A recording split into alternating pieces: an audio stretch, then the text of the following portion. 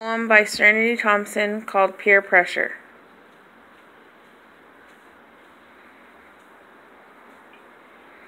Here's a question I'll ask. Your friend comes over and decides to bring a couple new friends. They open some beer, smoke a couple cigarettes. They hand you a cup and smoke and looks at you. What would you do? I can bet you really don't want to disappoint, do you? I bet you're thinking, of course I'd say no, it's that easy. Like you know the obvious answer, but I can tell you right now, it'd be different. You'd lose your voice, it gets stuck in your lungs like a fly gets stuck in a big old spider web.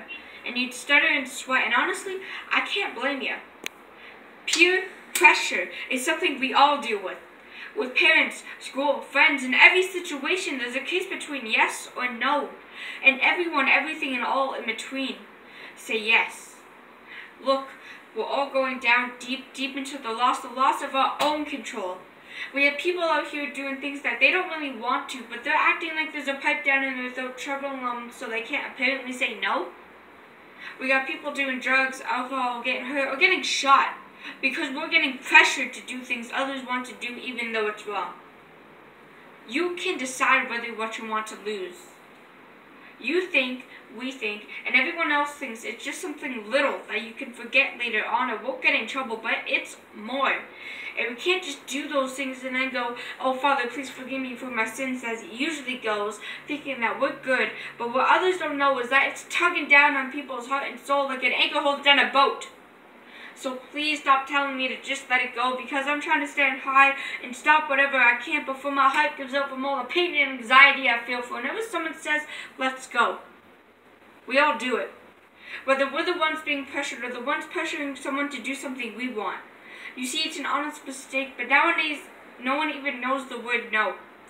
So to open your eyes and your ears and just let it go, we all need to start fresh, because if we don't, we'll keep getting others into things and ourselves into trouble. And like MLK had said, our lives begin to end the day we become silent about the things that matter. Whose favor the odds in? I'm tired of being pulled down on and being tugged on just because I don't want to go to a store and steal some candy bars or talk rudely to others because you think it's cool. I'm my own person. We're all our own character. But that's something we're losing. We all stare at each other like we're wild animals, fighting, grasping for our sanity, our lives, so we get people to push themselves down a road that's broken down just so we can get higher to the tower we oh so badly want. How can we fix it?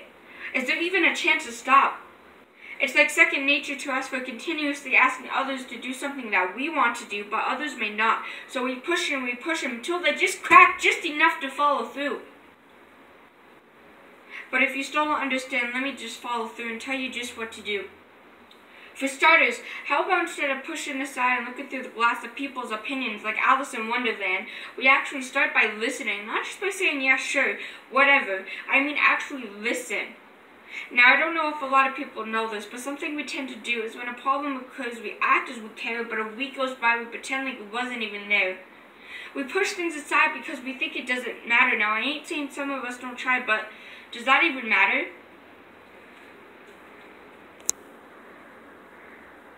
Some people just do it for the hell of it. How can we make others get fun of it? What about the others that don't even know of it? How can we break this chain and not just for the hell of it, but for the future, and not just to be socially relevant? People who won't speak up because of their fears, so I'll speak out, and not but for me, but for all of those people who want to be heard but are struggling and drowning down in this big old herd. So we started listening, but can we see what we've done? Pressure isn't just to the mental state, it's to the emotional and physical too. So before you go off and pretend like it ain't gotta hurt, open your eyes and see who you've hurt.